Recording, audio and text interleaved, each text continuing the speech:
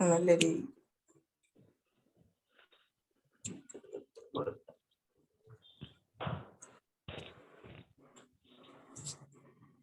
Good morning, sir. Good morning. Good morning.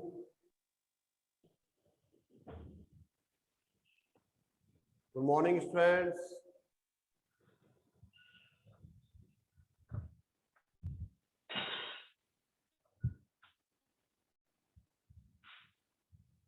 Student, good morning. Good morning, sir. Okay, students.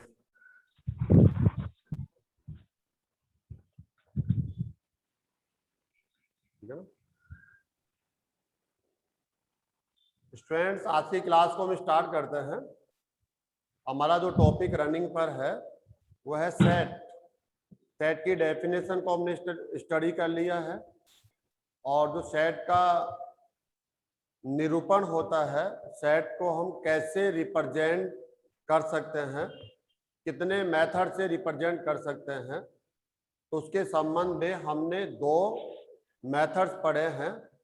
एक तो है roster form है और second है सेट बिल्डर फॉर्म। दोनों ही मेथड्स को स्टूडेंट्स हमने कंप्लीट कर लिया है।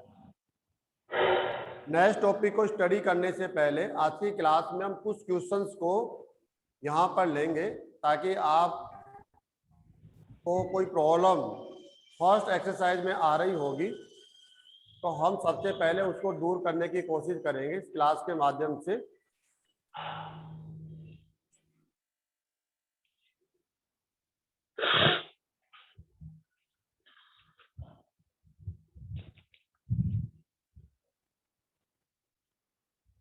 स्टूडेंट्स, आपके पास बुक होगी।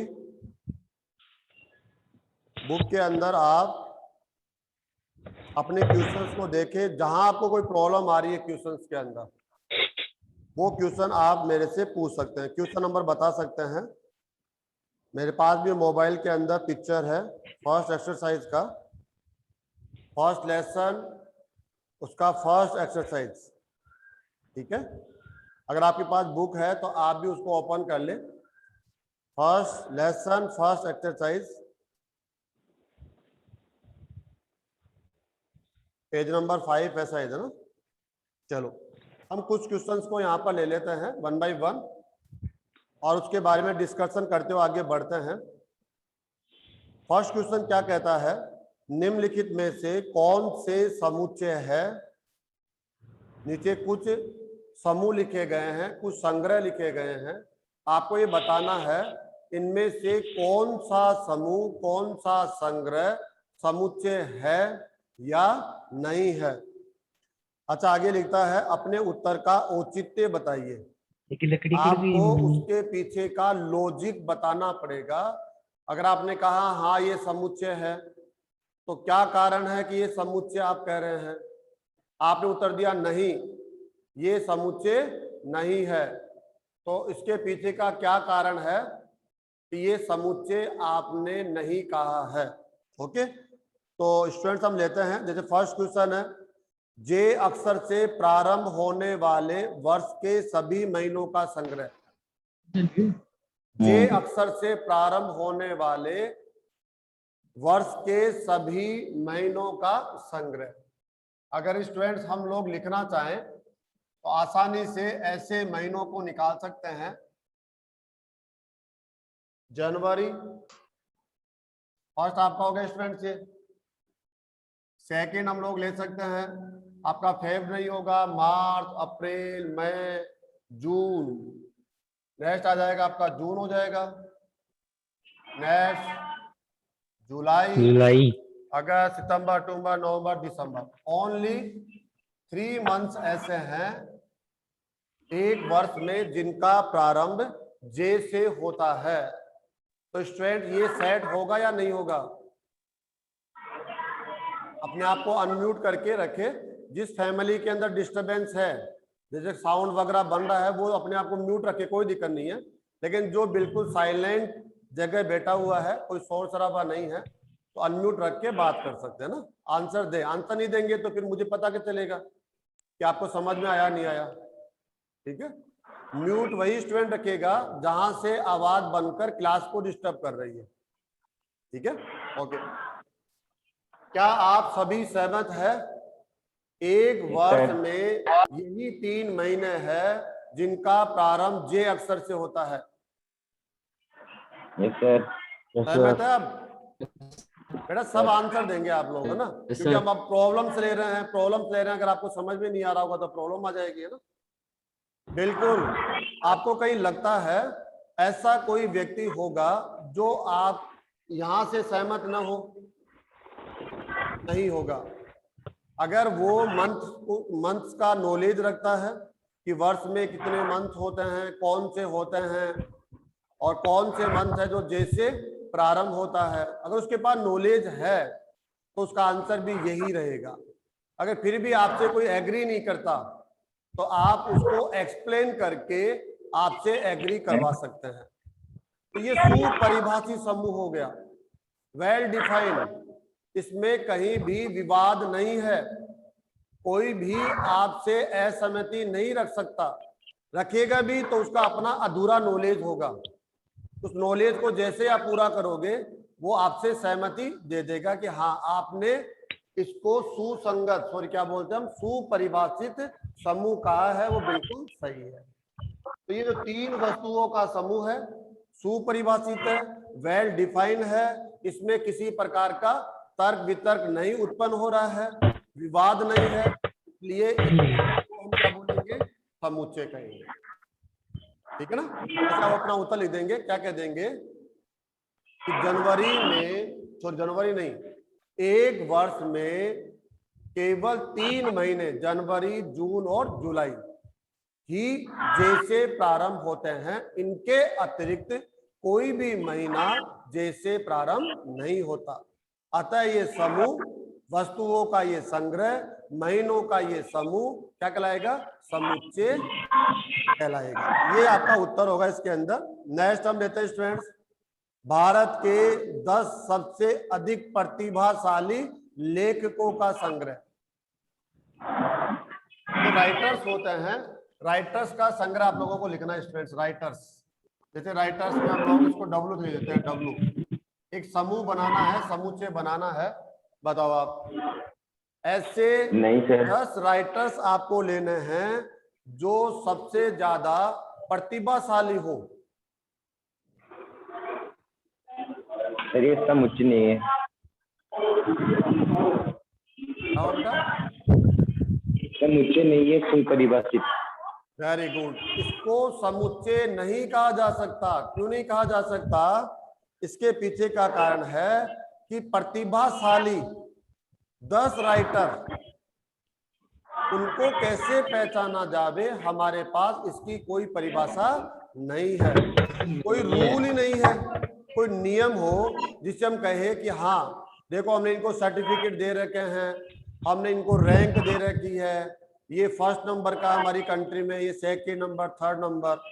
कहीं से भी किसी गवर्नमेंट की तरफ से, किसी यूनिवर्सिटी की तरफ से, कोई भी डिपार्टमेंट से हमने कहीं भी ये निर्धारित नहीं कर रखा है कि हमारे इंडिया में नंबर 1 पर ये राइटर है। हम कह देते हैं कि हाँ ये बहुत अच्छा राइटर है, हमारे इंडिया का नंबर 1 राइटर हो सकता है, लेकिन आपके कहने से सभी सहमत हो जाए ये जरूरी नहीं है। दूसरा राइटर कह सकता है भाई इसको कैसे लिया, मुझे क्यों नहीं लिया, या उसके समर्थक कह सकते हैं भाई हम जिस राइटर को पसंद कर रहे हैं उसको क्यों नहीं लिया। तो ये विवादित मामला है, इसलिए ये समूह होगा, राइटर्स का ये समूह होगा, संग्रह होगा, लेकिन समुच्चय नहीं होगा क्योंकि सुपरिभाषित नहीं है। हम कैसे निर्धारित करें कि ये राइटर प्रतिभाशाली है और टॉप 10 में अपना स्थान बनाता है? कैसे डिसाइड करें? नहीं कर सकते, क्योंकि हमारे पास राइटर्स के ऑर्डर को डिफाइन करने का, टॉप राइटर ऑर्डर को डिफाइन करने का कोई नियम नहीं है। इसलिए हम इसको सुपरिभाषित संग्रह नहीं कहते हैं, और जो संग्रह सुपरिभाषित नहीं है उसे आप समुच्चय नहीं कहेंगे। तो ये समुच्चय नहीं है, कह देना आप। विश्व के सर्वश्रेष्ठ 11 बल्लेबाजों का संग्रह नहीं, ऐसा भी निर्धारण संभव नहीं है। बेस्ट बेस्ट जो आपका बल्लेबाज होता है, बैट्समैन होता है, इसको भी निर्धारित करने का कोई नियम नहीं है। हम कौन से बल्लेबाज को बेस्ट कहे, फर्स्ट कौन, सेकंड कौन, थर्ड कौन, 10 कौन, कोई रूल ही नहीं है। इसलिए यह भी संभव नहीं है। ऐसे 11 बल्लेबाजों को निर्धारित नहीं किया जा सकता जो बेस्ट हो। क्यों? क्योंकि बेस्ट की कोई डेफिनेशन फिक्स है ही नहीं, कोई कैलकुलेशन नहीं है। बेस्ट का मतलब ये मान ले, जैसे किसी ने 10,000 रन्स जैसे मान लो वनडे क्रिकेट में बना रखे हो तो उसको बेस्ट माना जाएगा। ऐसा कोई रूल है क्या? नहीं है, कोई रूल नहीं है। किसी ने मान लो 2000 रन्स बना रखे हैं, उसको भी बेस्ट कहा जाता है। क्यों? क्योंकि उसको समय कम मिला है, उसने उतने ही वनडे खेले हैं, कम वनडे खेले तो उसका स्कोर कम है, लेकिन वो बेस्ट है। अगर आप देखेंगे क्राउड की नजर में वो बेस्ट, ये बहुत अच्छा बल्लेबाज है, बहुत अच्छा खेलता है, नया नया है, इसलिए कह ही नहीं सकते। किसने कितने रन ज्यादा रन बना रखे हैं वो भी बेस्ट से बाहर हो सकता है, जिसने रन कम बना रखे हैं वो भी बेस्ट में आ सकता है। ऐसे कोई भी पैमाना स्केल नहीं है जिससे हम कह सकते हो कि ये बेस्ट है। नेक्स्ट, आपकी कक्षा के सभी बालकों का संग्रह बताओ बेटा। संग्रह सुपरिभाषित है सर। आपकी कक्षा के सभी बालकों का संग्रह समुच्चय है या नहीं है? है सर। क्योंकि अभी तो आप लाइव क्लास ले रहे हैं, ठीक है, तो अभी तो आप कक्षा को नहीं जानते हैं, लेकिन यही क्वेश्चन अगर हम ऑफलाइन में बात कर रहे होते तो आप आराम से कह देते कि सर हाँ हमारा एक अटेंडेंस रजिस्टर है, उसमें फिक्स स्टूडेंट्स है, इतने स्टूडेंट्स हैं और ये निश्चित है, न इसमें बाहर का स्टूडेंट्स है न इसमें अंदर वाला कोई बाहर है, तो उनको आप आराम से लिस्टेड कर सकते हैं। और लिस्टेड ऑलरेडी किया हुआ है अटेंडेंस रजिस्टर, ठीक है, स्कूल के रिकॉर्ड में भी है, इसलिए ये संग्रह क्या हो गया? समुच्चय हो गया। ठीक है, ओके।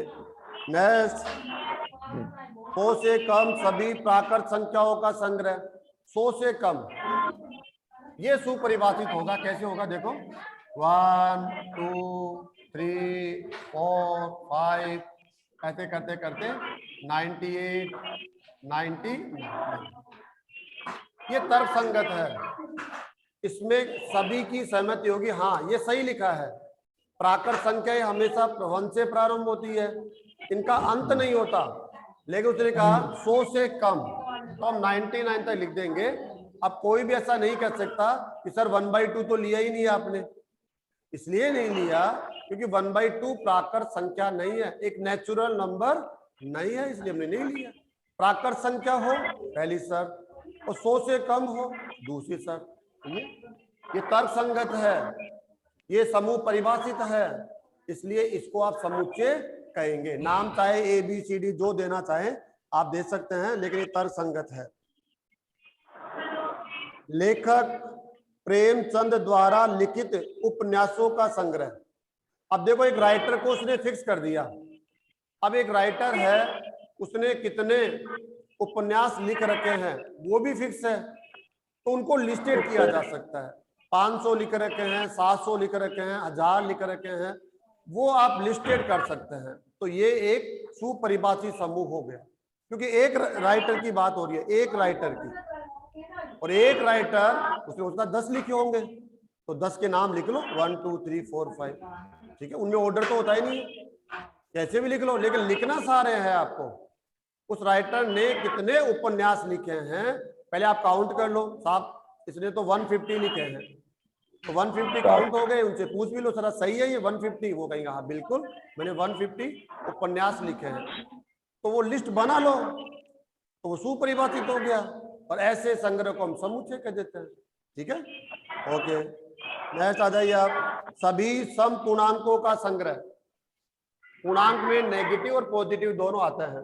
लो देखो आप, सम पूर्णांक जो 2 से डिविजिबल हो, 2 0 2 4 6 6 -2 -4 -6 ऐसे माइनस, 10 ये सुपरिभाषित है। आप सब इसके साथ सहमत होंगे, और जब सब सहमत हो जाते हैं, किसी के द्वारा भी कोई विवाद उत्पन्न नहीं होता, क्रॉस क्वेश्चन बन के नहीं आता, वो कहता है हाँ बिल्कुल ठीक है, करेक्ट है, यही होगा, यही समूह होगा। तो सुपरिभाषित और सुपरिभाषित समूह को हम समुच्चय कह ही रहे हैं। इस अध्याय में आने वाले प्रश्नों का संग्रह आप देख लो। इस अध्याय में 10 क्वेश्चन है, 11 है, 15 वो फिक्स है। कोई भी दे के बता देगा सर 15 क्वेश्चन है, तो 15 क्वेश्चन ही होंगे, ठीक है, क्योंकि हम इस बुक की बात कर रहे हैं जो बुक अभी हमारे हाथ में है। ओके, ये भी क्या हो जाएगा, सुपरिभाषित समूह हो गया। इनको भी लिस्टेड कर सकते हैं 1 2 3 4 5, नाम लिख लो लेसन के। ओके, विश्व के सबसे अधिक खतरनाक जानवरों का संग्रह बताओ बेटा। ये डिस्कशन किया भी था हमने। समुच्चय नहीं है। नहीं है। समुच्चय नहीं है। क्यों? क्योंकि हम कैसे निर्धारित करें कि कौन सा जानवर अधिक खतरनाक है और कौन सा जानवर खतरनाक नहीं है, इसका नहीं है। निर्धारण संभव नहीं है। नहीं है।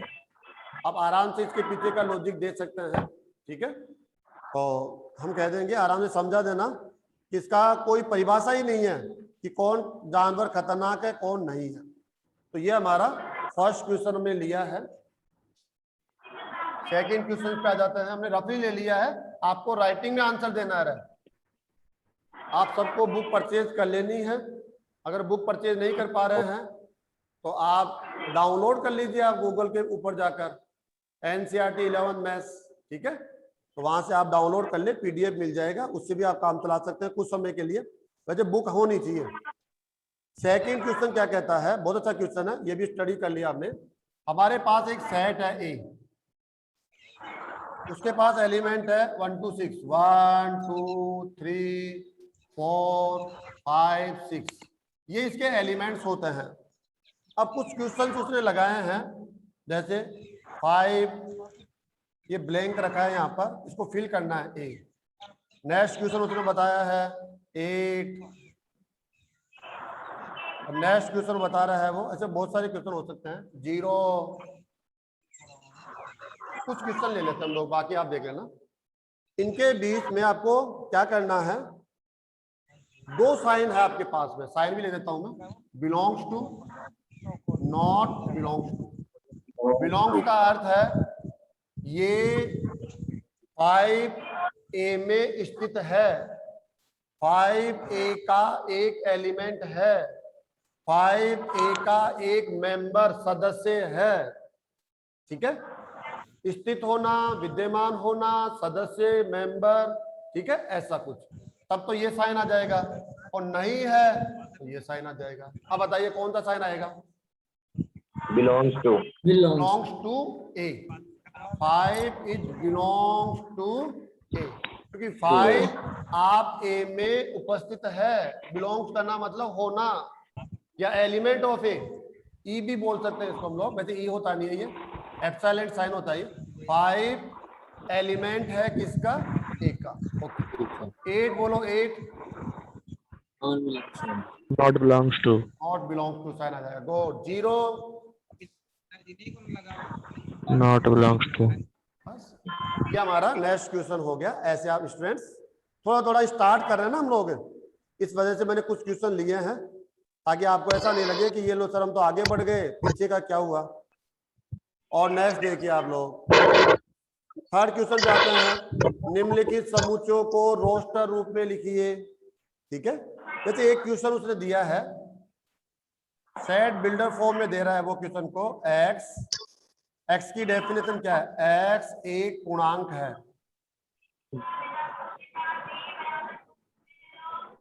एक्स एक पूर्णांक है, और क्या बता रहा है एक्स के बारे में, x greater than 2 -3 but less than 2 7, 2 conditions है। अब वो कहता है इसको किस फॉर्म में लिखो भाई, रोस्टर फॉर्म में। रोस्टर का मतलब क्या होता है, अच्छा कोई बताना चाहेगा इसका आंसर क्या होगा,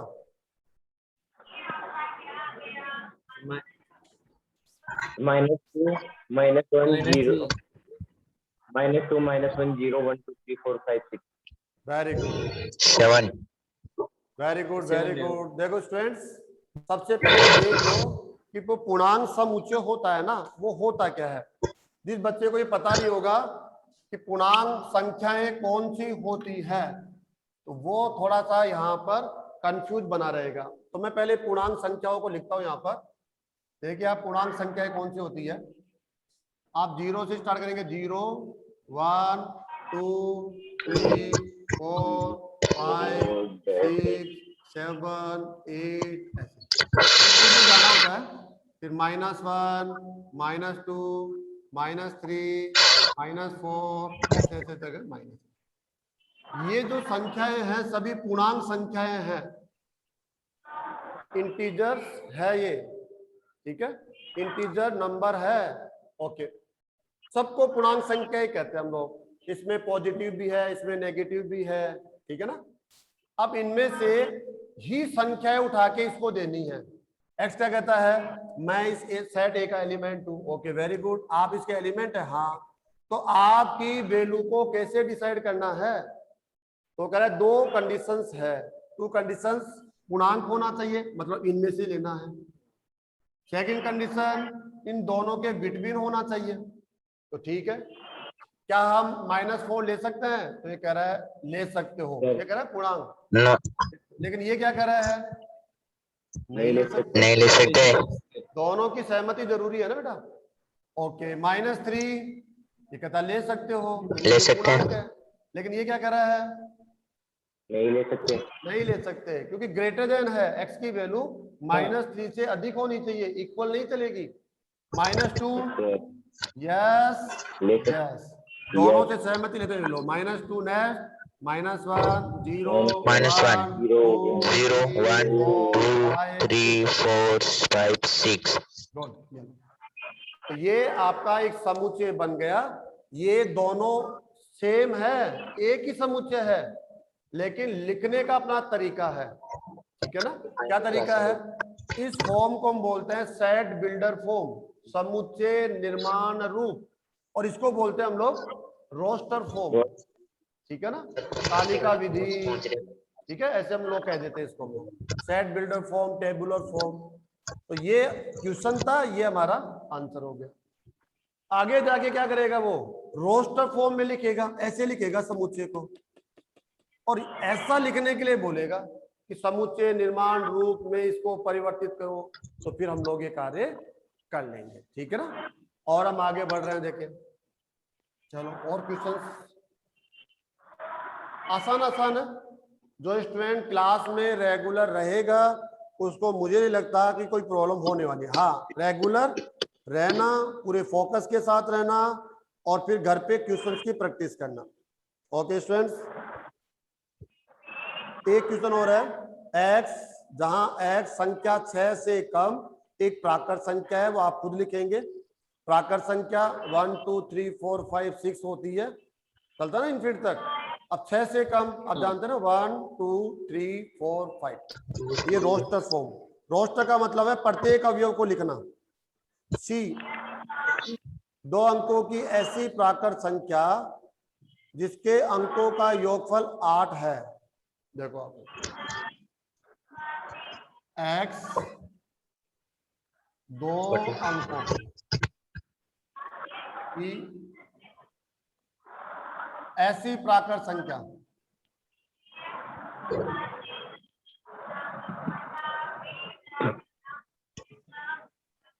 जिसके अंकों का योगफल 8 हो, 8 है। प्राकृत संख्या कौन होती है, मैं यहां ले देता हूं। 1 2, 2 अंकों की लेनी है ना, तो 1 2 3 तो चलेगा ही। 2 अंकों में कौन आएगा, 10 11 12 ना, 30 40 90 और कहां तक आ जाएगा 2 अंकों में, 99 और भी चलेगा, 9 तक। 100 भी आ जाएगा, चलने को तो मना थोड़ी है। लेकिन यहां से यहां तक आपको ऐसे अंकों को चुनना है जिनका योगफल 8 हो, जिनके अंकों का योगफल 8 हो। तो देखो ये रहा, क्या 10 ले सकते हैं क्या, नहीं। No sir. नहीं सर। 1 + 0, इसके अंक कौन है, 1 है, नेक्स्ट 0 है, वो तो 1 ही हो गया। 1 + 0 1 हो गया, नहीं ले सकते। 11 नहीं, 12 नहीं, 30 नहीं। तो बताओ फर्स्ट कौन हो गया, 70 70 17। गुड, नेक्स्ट 26, 26, 20, 20 6, 20 26, 20, 6, देखो यहाँ से पता कर 6 लिया करो योग में, अगर ये 1 है ये 7 है तो इसको एक प्लस करो, इसको एक माइनस किया करो ऐसे। तो 2 6, इसको प्लस करो, इसको माइनस करो। 35, 3 35, 5, प्लस करो माइनस करो। 44, 4 44, 44, प्लस ये माइनस, बताओ 53, बताओ, एक से प्लस 53, करना और एक से माइनस। 53, तो 3 53, सॉरी इसको प्लस नहीं, करना था ना, 53, 5 53, 3 नेक्स्ट 6 62, 6, नेक्स्ट 7 1 नेक्स्ट 80, 80, 80 80, आएगा ना 80, हाँ 80। इसमें 08 नहीं लिया हमने क्योंकि 08 होगा ना वो एक अंक की संख्या मानी जाती है, ऐसे 08 ये एक अंक की संख्या है, ये जीरो का कोई मीनिंग नहीं रह जाता। तो ये हो गया रोस्टर फॉर्म, ये सेट बिल्डर फॉर्म है, इसी का ये रोस्टर फॉर्म है। रोस्टर का मतलब है उस सेट के प्रत्येक अवयव को लिखना, क्या कहलाता है? रोस्टर फॉर्म कहलाता है। प्रत्येक अवयव को लिस्टेड करना पड़ता है। ओके, ऐसे करते करते हम लोग आगे बढ़ जाते हैं। एक क्वेश्चन ये भी ले लेते हैं। अभाज्य संख्या x एक अभाज्य संख्या है जो संख्या 60 की भाजक है।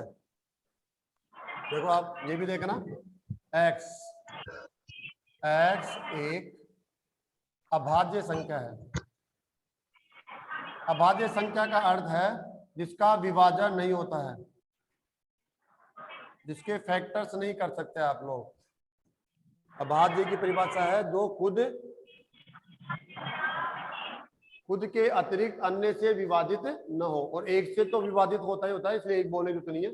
जो स्वयं से ही विभाजित हो, अन्य से विभाजित न हो, उसे हम बोलते हैं अभाज्य। जो क्या बोल रहा है ये क्वेश्चन में, जो संख्या 60 की भाजक है, 60 की भाजक हो। ओके स्टूडेंट्स, एक्स की डेफिनेशन, टू कंडीशन, फर्स्ट अभाज्य हो और 60 से भाजित हो। अब अभाज्य संख्या मैं यहाँ लिखता हूँ, देखना यहाँ पर है ना, यहाँ से देखना आप लोग। पहले अभाज्य संख्या क्या हो जाएगी? 2, फिर कौन है 3, फिर 5 7, बताओ 11 13 17 19 23, ऐसे होगी स्टूडेंट्स ऐसे। अब इनमें से ही लेना आपको क्योंकि यह अभाज्य है, लेकिन ऐसा नहीं सभी को ले लेंगे। सेकंड कंडीशन, आप इनका 60 को है ना, 60 में इनका भाग देना आपको। अगर पूरा पूरा गया तो उसको लेना है। तो बताओ क्या 62 से डिविजिबल है? हाँ 30 टाइम, तो 2 को लिया जाएगा। 3, हाँ 60/3 20 टाइम, ये भी लिया जाएगा। 5 भी आएगा। 7 नहीं आएगा। 7 आप अभाज्य है, लेकिन अगर 60 को 7 से डिवाइड करेंगे तो वो कंप्लीटली डिविजिबल नहीं है, इसलिए नहीं ले सकते, भाजक जरूरी है। तो 7 आप नहीं आएंगे, आप भी नहीं आएंगे, आप भी नहीं आएंगे, नहीं नहीं नहीं। आगे बताओ। नहीं कोई नहीं आएगा।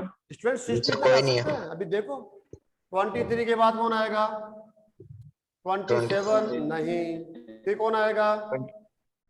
29, 29 आएगा नहीं, 31 नहीं, और बताओ। नंबर 2 बजे। ऐसा कुछ लगता है आपको? नहीं होगा ना?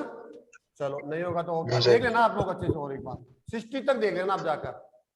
लेकिन आप भाज्य हो और 60 की भाजक हो, तो ये इसका रोस्टर फॉर्म हो गया स्टूडेंट, ठीक है। और हम लोग आगे इस टाइप के क्वेश्चन तुम देख लेना। चलो हम आगे बढ़ते हैं स्टूडेंट्स, नेक्स्ट पेज पे आ जाते हैं। निम्नलिखित समुच्चयों को समुच्चय निर्माण, अब क्वेश्चन को जस्ट उल्टा कर दिया गया है। समुच्चय निर्माण रूप में हम लोगों को क्वेश्चन को लिखना है, ठीक है। तो देखो आप, बहुत आसान है। एक बात और मैं कहना चाहूंगा, अगर कोई भी स्टूडेंट लाइव क्लास नहीं ले पाया है, स्टार्टिंग की जो लाइव क्लास नहीं ले पाया कोई स्टूडेंट किसी भी रीजन से, तो जो क्लासेज आपकी हुई है उनको आपके मोबाइल ऐप पर वो रिकॉर्डेड पोजीशन में मिलेगी।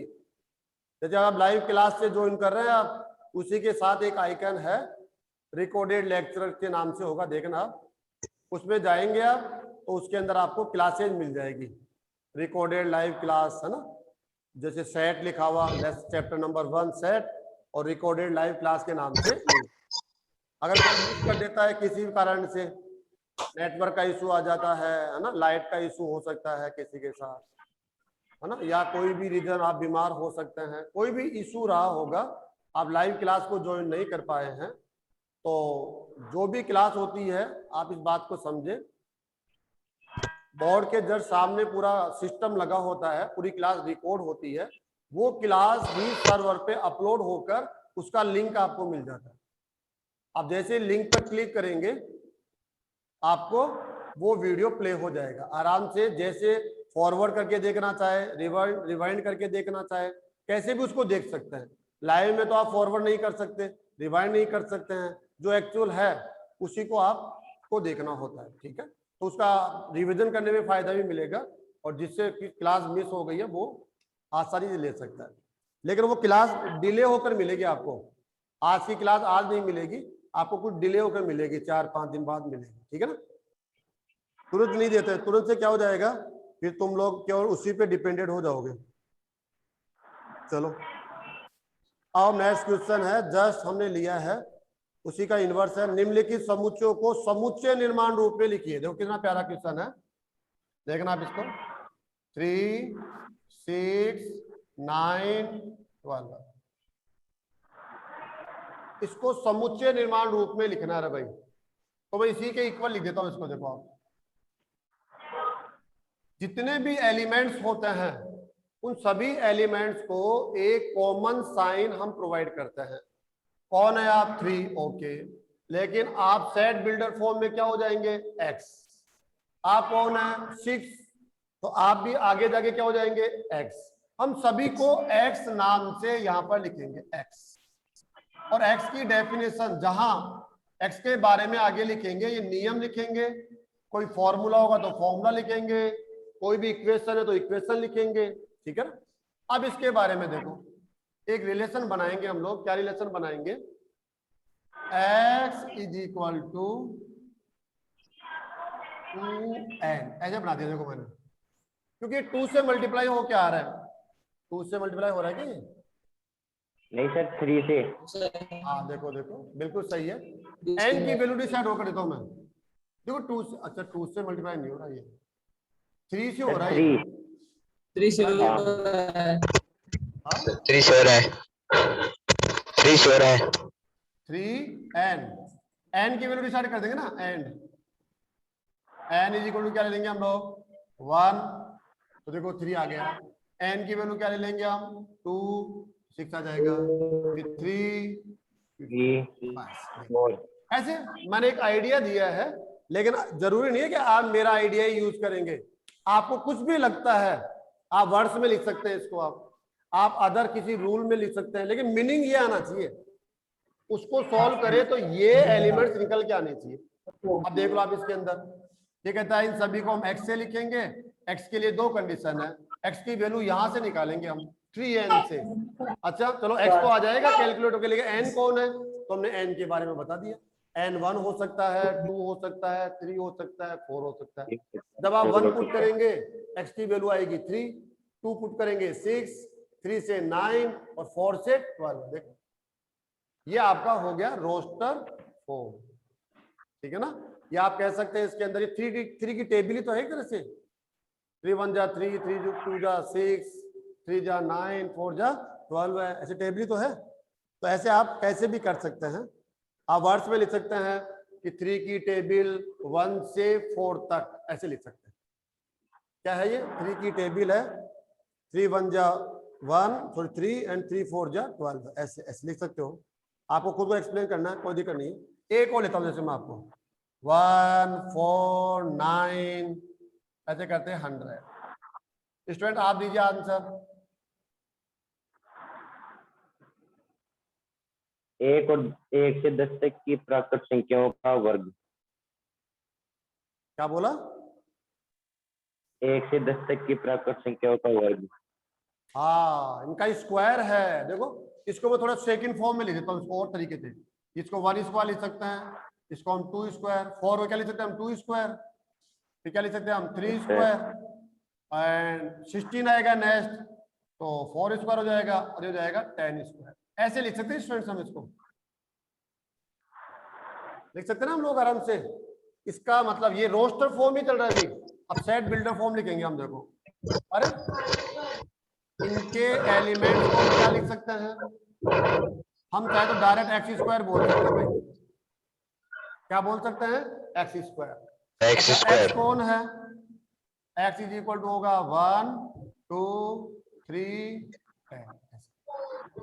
ऐसे लिख सकते हैं। एक्स की वैल्यू 1 लेंगे तो ये 1 स्क्वायर हो गया। देखो, 2 लेंगे तो ये 2 स्क्वायर हो जाएगा, 3 लेंगे तो ये 3 स्क्वायर हो जाएगा, 10। दूसरा तरीका और है, कोई क्या नहीं, मैं तो एक्स लिख लूंगा इसको, तो एक्स लिख लो। एक्स इज इक्वल टू क्या कर दो? एन स्क्वायर कर दो। एक्स इक्वल टू क्या कर दो? एन स्क्वायर, एंड एन की वैल्यू डिसाइड कर दो 1 2 3। एन की वैल्यू डिसाइड कर दो। काम करने के तरीके हैं, ऐसे कह दो 1 से 10 तक, 1 से 10 तक प्राकृत संख्याओं का वर्ग x। x का मतलब क्या है? x 1 से 10 कैसे लिखते हैं? 10 ऐसे लिखता हूँ कि 10 तक प्राकृत संख्याओं। ऐसे कर लो। काम करने के तरीके हैं। अब ये नहीं है कि जो आप लिख रहे हैं वो आपके बुक की आंसर शीट में लिखाओ। वो जो राइटर है अपना दिमाग लगा रहा है, आप अपना दिमाग लगाओ, है ना।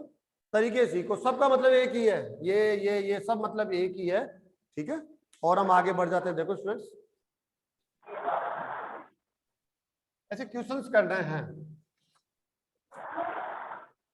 चलो देखिए, और कुछ क्वेश्चंस ले लेते हैं।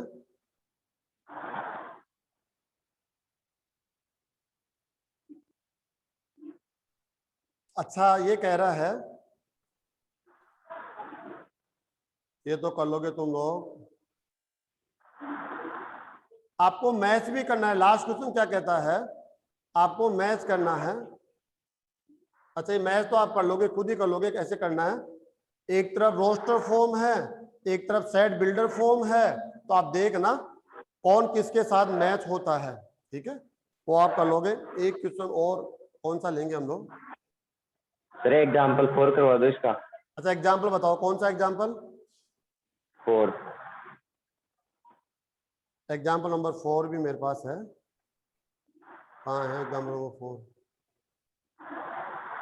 एक मिनट देख रहे हो तो भाई।